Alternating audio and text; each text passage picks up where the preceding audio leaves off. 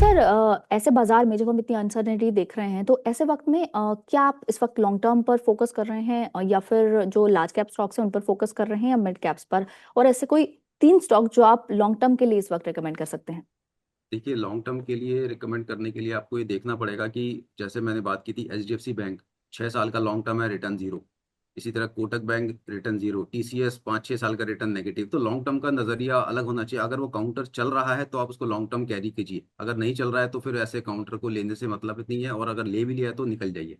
तो अब कुछ काउंटर जो मुझे अच्छे लग रहे हैं, एक तो है लूमेक्स ऑटोटेक। हम्म। लूमेक्स ऑटोटेक अभी 1504 का भाव चल रहा है। 480 रुपये का एक इस पे 200 डे मूविंग एवरेज का इसका सपोर्ट है।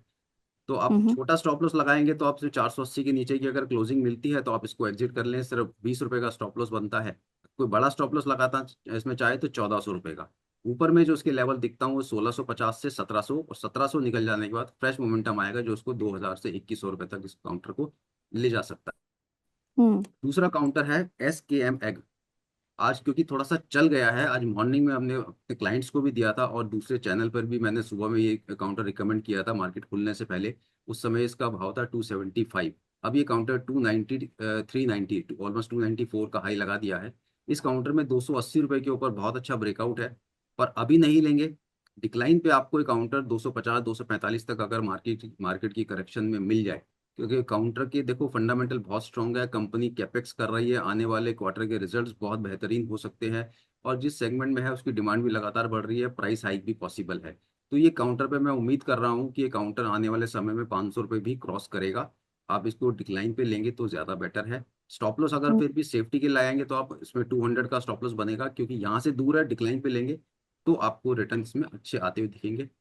और तीसरा काउंटर है एथर इंडस्ट्रीज। ओके। एथर इंडस्ट्रीज अभी 1363 के आसपास का भाव चल रहा है। ये भी काउंटर डिक्लाइन पे ही लेना है। आज ऑल टाइम हाई काउंटर ने लगाया है। 1250 के एक अच्छे लेवल है, 1250 से 1100, ये 150 पॉइंट की रेंज में आप इस काउंटर को लीजिए। और स्टॉप लॉस लगाएंगे हम 1050 रुपये का। मैं उम्मीद कर रहा हम्म। हूँ ये जिस तरीके से कंपनी के रिजल्ट आ रहे हैं, और इसका भी कैपेक्स काफ़ी स्ट्रांग है कंपनी का, और जिस हम्म। सेगमेंट में काम करती है, जो प्रोडक्ट बनाती है, वो इंडिया में इकलौती है, और पूरे विश्व के अंदर भी 2-3 कंपनियों में से ही एक है।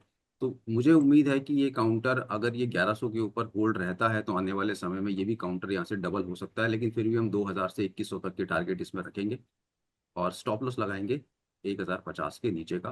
किसी भी डिक्लाइन पे लेंगे तो अच्छा पैसा बन जाएगा। तो एथर बिल्कुल। और सर इंडस्ट्रीज, इन तीनों SKM। ही काउंटर्स जो आपने बताए अभी इन तीनों ही काउंटर्स का टाइम फ्रेम क्या रहेगा। देखिए, जिसके जो लॉन्ग टर्म, अगर लॉन्ग टर्म आपने बात की तो लॉन्ग टर्म एक्चुअली होता है 2 साल, 3 साल, 5 साल होता है। हाँ, लेकिन फिर भी मैं ये चाहूंगा कि अगर आप ले रहे हैं और आप ट्रेडिंग भी करना चाहते हैं, तो अगर आपको 15-20% का रिटर्न मिलता है तो आप उसको शफल करते चलिए, प्रॉफिट ले लीजिए, लोअर लेवल में फिर से ले लीजिए। टारगेट अपने माइंड में रखिए कि जब तक ये नीचे के लेवल हिट नहीं करते तब तक ऊपर में डबल के चांसेस खुले हैं आपके लिए। बिल्कुल सर। तो चलिए तो फिर आज की भी आपकी पिक्स बता दीजिए कि आज आप क्या पिक्स लेकर आए हैं हमारे लिए। देखिए, आज के लिए काउंटर बहुत अच्छा लग रहा है, वो है एंटेरो।